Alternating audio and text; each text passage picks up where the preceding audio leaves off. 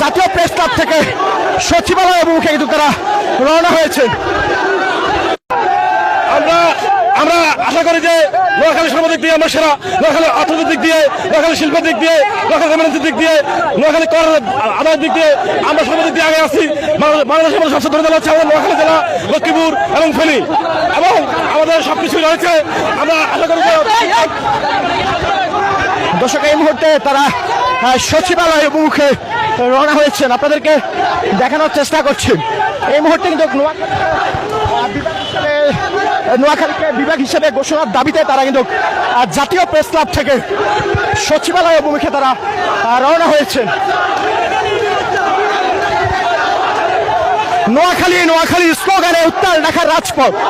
নোয়াখালীকে বিভাগ ঘোষণার দাবিতে এই মুহূর্তে পুলিশের যে ব্যারিকেড রয়েছে, পুলিশের কিন্তু তাদেরকে আটকেছে, অর্থাৎ তারা সচিবালয় অভিমুখে যাওয়ার কথা থাকলে কিন্তু আইনশৃঙ্খলা বাহিনীর পুলিশের যে অবস্থান সেটি আপনাদেরকে দেখানোর চেষ্টা করছি। এই মুহূর্তে সচিবালয় অভিমুখে তারা রওনা করলে কিন্তু পুলিশ কিন্তু তাদেরকে আটকানোর চেষ্টা করছেন। দর্শক এই মুহূর্তে আপনাদেরকে দেখানোর চেষ্টা করছি পুলিশের সাথে কিন্তু যারা নোয়াখালীকে বিভাগ হিসাবে দেখতে চায় তাদের সাথে আইনশৃঙ্খলা বাহিনীর পুলিশ কিন্তু এই মুহূর্তে সরাসরি দেখানোর চেষ্টা করছি।